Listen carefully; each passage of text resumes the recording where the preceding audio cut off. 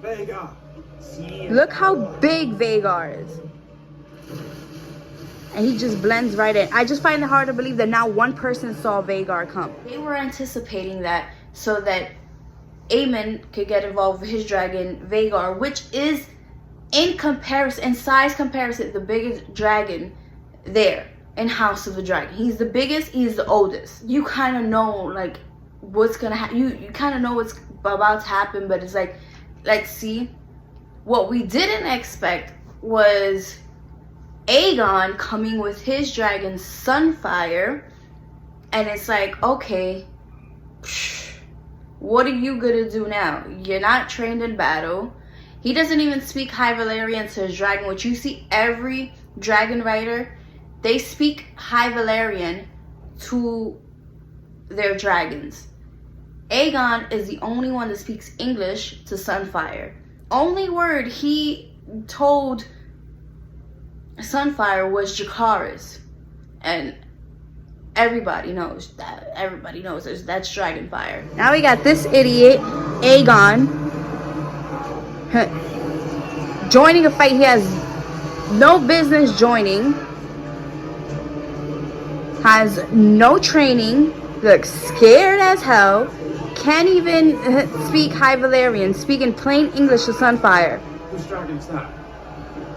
His Grace. Anyway, so we see Aegon come with Sunfire, and he tries to attack Meleys and Rhaenys, and it didn't work.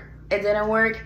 She had him in a lock, and then finally Vagar and Aemon come up from where they were hiding, go to help Aegon, but really he sets fire to Sunfire and Aegon, so they fall. It's like he attacked him, like he wanted him gone, which is funny because this is literally a battle for Aegon's throne, for Aegon to be king.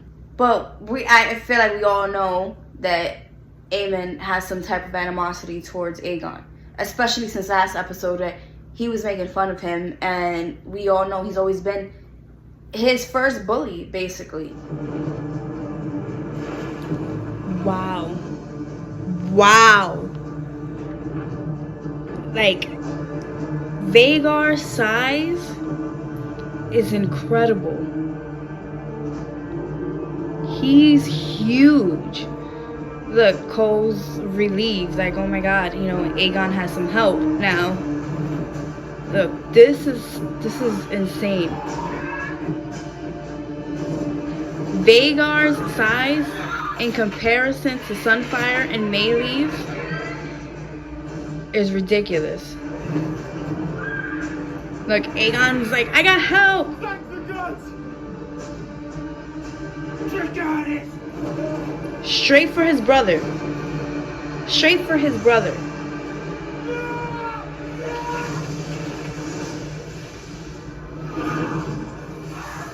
That's intense. That is incredibly intense.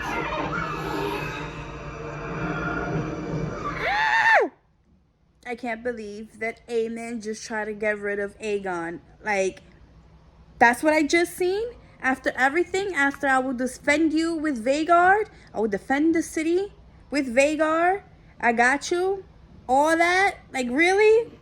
So he doesn't help him. Aegon falls with Sunfire. Done. He kind of lets Rhaenys and Meleys go, but she's loyal to the end. She's strapped on. She made sure her seatbelt was fastened on the dragon, and she went to attack. Mancos Meleys.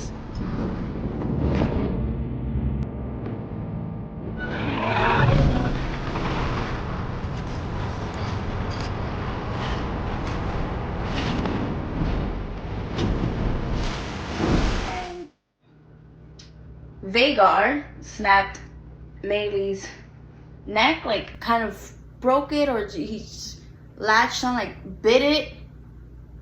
And it was so sad to see Maylis look back at Rhaenys, like that love between dragon and dragon rider was just, that was powerful.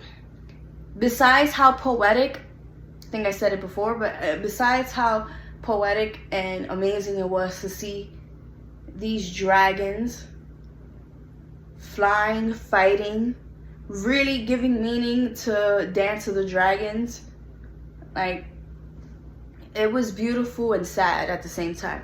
So she, you know, Maylis looks back at Rhaenys, and it's just a powerful, sad moment.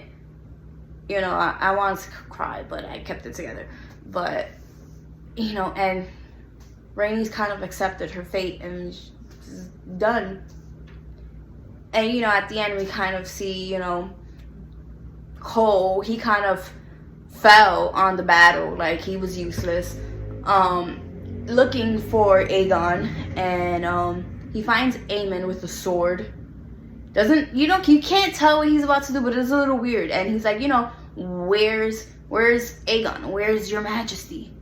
And he's done on the ground with his dragon. We know he's not gone, because then we would just end season 2 on episode 4. We know he's okay. It's just like, it was a lot in this episode. Like, it was intense, and I feel like we're just gonna get even more intense from that. So let's see. Thanks for watching.